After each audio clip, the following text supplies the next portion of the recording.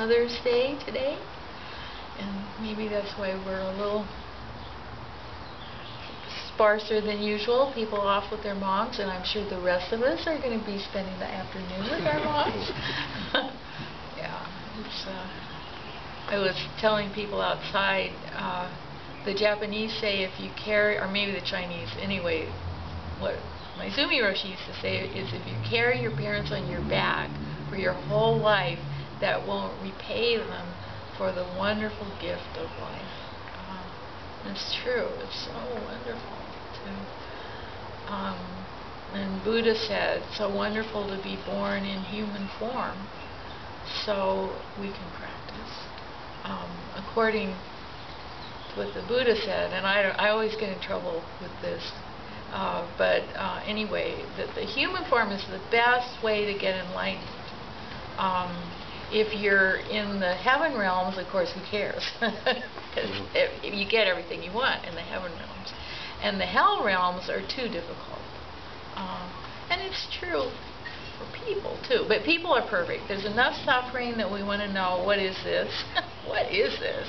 And there's also the kind of self-awareness.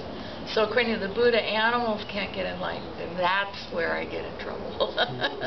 But because animals don't really have that self-awareness, but then people say, who knows whether they do or not, or they're already enlightened, I don't know. But anyway, this form is the very best form to get enlightened, and it's kind of what I want to talk about today. So what is that? What is enlightenment? And this koan is stepping forward from the top of a pole. Master Sekiso said, how will you step forward from the top of 100-foot pole? Another eminent master of old said, even though one who is sitting on the top of a 100-foot pole has entered realization, it is not yet real. He must step forward from the top of the pole and manifest his whole body throughout the world in 10 directions. And Mumon's commentary is, if you can step forward and turn your body around, there will be no place where you are called dishonorable. Even so, just tell me, how do you step forward from the top of the 100-foot pole? Ahem.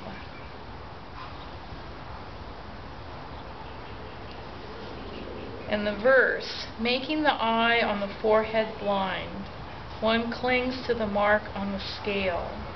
Throwing away body and life, one blind person leads many blind people. So there's two ways to see this koan. And one is in terms of that awakening experience or enlightenment. What is that? And of course, it's one of those things that's an experience and can't be talked about. And so we just try to say, what is that? And doing a spiritual practice, and for many of us, that spiritual practice is Zen practice. Doing Zen practice, there's all sorts of things we go through, climbing that pole. We do koan study. There's, I think, 800 koans. We go through 800 koans. We do the rites of passage in the Zen path. There's having Jukai, which is accepting the precepts as my life, and it's also the vow to realize the way. So having Jukai, we're taking the step of saying, this is what I want to do. I want to realize what Buddha realized. I want to wake up. Then we do sesshin, we do intensive retreats, we do lots of those, so we're climbing up the pole. Do shuso, which is spending 90 days intensive practice, or do intensive practice, like this summer we'll do 6 weeks, I think, of intensive practice around July, starting 3rd week in June. Do intensive practice. in the summer, and we have intensive practice in the winter, so climbing up the pole.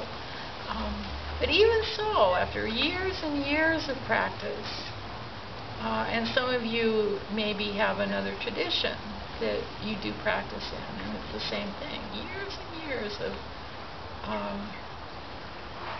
whatever our spiritual practice is.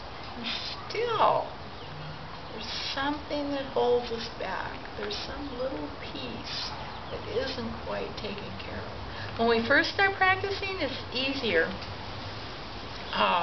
because the ideas that are holding us back from really seeing our life as it is are kind of obvious and easy to cut off. I'm no good. Well, that's an obvious idea, and just cut that off.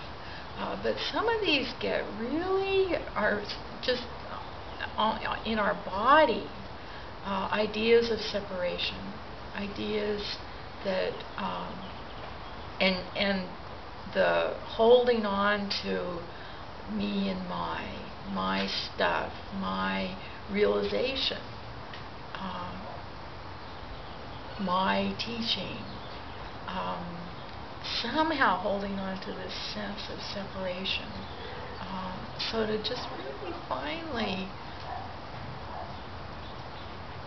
drop it all. Dogen Zenji says, drop off body and mind. Drop the pole. Drop the whatever system we're following. Koans or counting breath or doing service every day. Whatever system we're following. Everything drops off. And that's why sometimes when you read about awakening experiences, the person laughs and laughs because all along I was this. All this work I did. It's kind of silly. On the other hand, we have to do it. We have to practice. But when it drops off, it's clear that that's not it.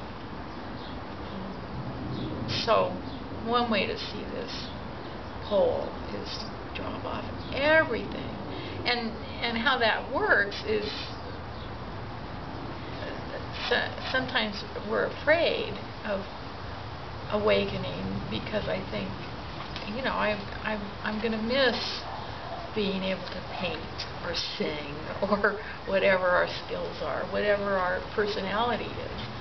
But it's not a matter of then that disappears. It's that experience of dropping off body and mind, and at the same point, I have body and mind. So that's identity of relative and absolute. But to really realize that absolute, no self, and to be one. And it's such a joy to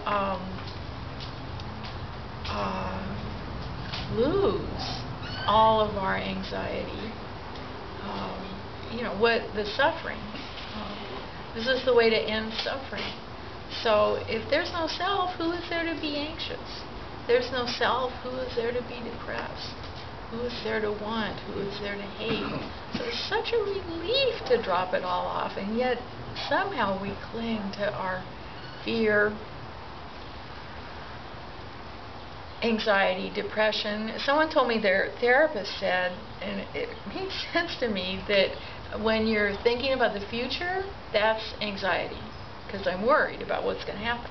When I'm thinking about the past, that's depression, because I'm, oh God, whatever about the past. So the way to be happy is to just be here. It's just being here. There's no anxiety, no depression. So that's stepping off that pole. Just be here. Go of all this stuff. That's one way to see it. And then the other way to see it is that the top of the pole is that realization. The top of the pole, I go through all of this and finally drop off body and mind, and I'm one with everything. Then what? Then what? And it says,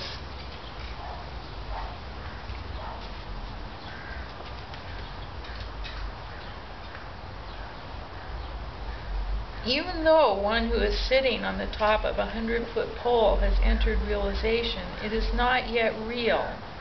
He must step forward from the top of the pole and manifest his whole body throughout the world in 10 directions. If you can step forward and turn your body around, there will be no place where you are called dishonorable. That realization needs to be manifested in the whole world. Action. So that's that call to action. And Bernie, my teacher Bernie Glassman, was here last week, and he said, if you wait to get enlightened to act, we might be waiting forever. I don't know if he said that or not, but anyway, that's what I say. Action is right now. So all of this is happening right now. I'm practicing. I have some experience of emptiness, of no self, and I'm acting. That experience of no self directly relates to action. And that's what we call Bodhi mind. Bodhi mind, which the calligraphy in the Buddha Hall is raise the Bodhi mind. My Seisen Roshi did that actually for Bernie, for the Zen Center of New York, which doesn't exist anymore. And when I got transmission, Bernie gave me that. So it's kind of nice. It's Roshi's calligraphy, and it's dedicated to Zen Center of New York. So we're the Zen Center of New York. But it says, raise the Bodhi mind. So the Bodhi mind is the desire to wake up, and it's the desire to serve at the same time. The exact same energy. So